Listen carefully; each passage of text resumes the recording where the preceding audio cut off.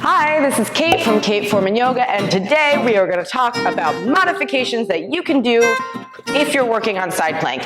Side plank is super freaking hard. You are asking your upper body strength to go crazy. You are asking your core strength to go crazy. Your glutes and your legs are also super involved and very important. And if you haven't seen my other videos about side plank, go check them out because we talk about the lower body. It's asking a lot in terms of strength and stability, and then it's asking you to be able to balance doing all of that. There's a lot. So if you're still working on side plank, that's okay. There are other ways that you can help create that strength and stability that's going to make the pose where you stack your feet a little bit easier. One way that I really like to kind of learn how the legs are involved, but also how your obliques are involved, which are the parts of your core that are on your side. Your whole core is engaged, but the obliques are particularly involved in a side plank. So one of the ways that I like to kind of learn that is to actually be down on my forearm, stack my knees, stack my feet, and then you're gonna push your shins and your feet and your knees into the floor and lift up here. So as you lift up, you're really gonna have to push into your legs. So this is gonna teach you how to use your legs, but you're also really gonna start to feel your obliques here. So that's modification number one. Starting on your side, you could do this on your hand. I like to do it on my forearm just because I think it's a little bit easier to find balance. But if you wanted to advance it and move on to finding balance a different way, you could be on your hand and do this. Another option is to just start on your hands and knees, slide one leg back and spin the foot down so the whole bottom of the foot is on the ground. That's super important. If you're kind of on the inside of the foot, you're gonna struggle a little bit with balance. You can't balance if you're not standing flat-footed typically, so it's the same thing here. So you're gonna just spin that bottom of the foot down, and then you're gonna rotate onto your side. So you have a few options here. You can start with your feet untucked, this bottom leg, the bent knee untucked. You can tuck your toes. You can pivot the leg off to the side and do it that way. All three of those ways are going to feel different in terms of your ability to find balance and stability. So I would work on all three of those and see what gives you a challenge, but also allows you to find balance, because you don't want to just be constantly falling out of it, because that's a really hard way to work on something.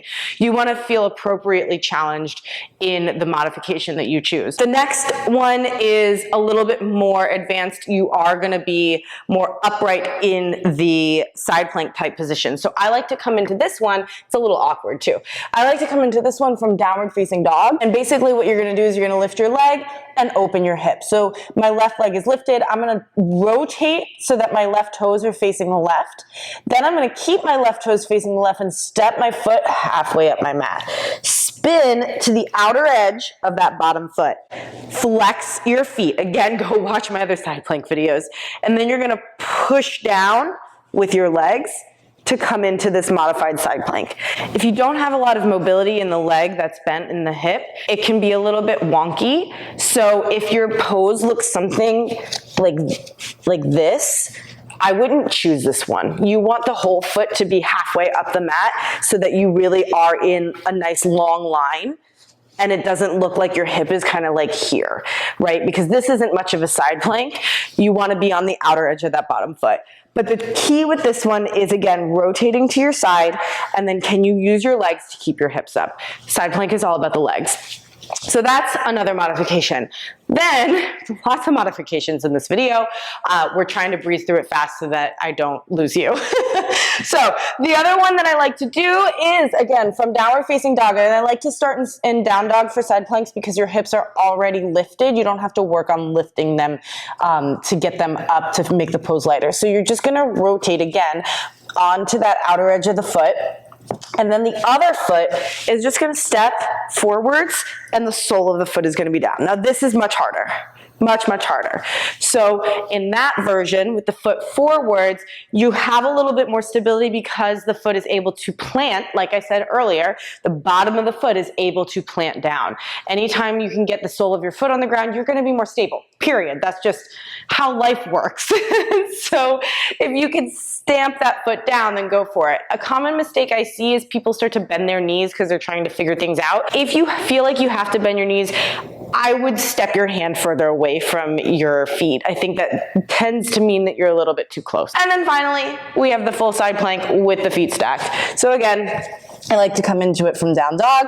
You just spin to the outer edge of your feet, stack your feet, and then you lift up. Now, I have a wall behind me. You could try this leaning into the wall. It's actually really nice and supportive.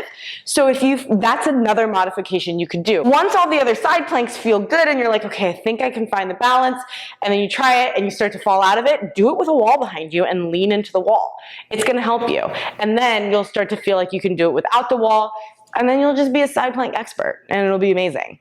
All right, that's it. Thanks so much. See you next time.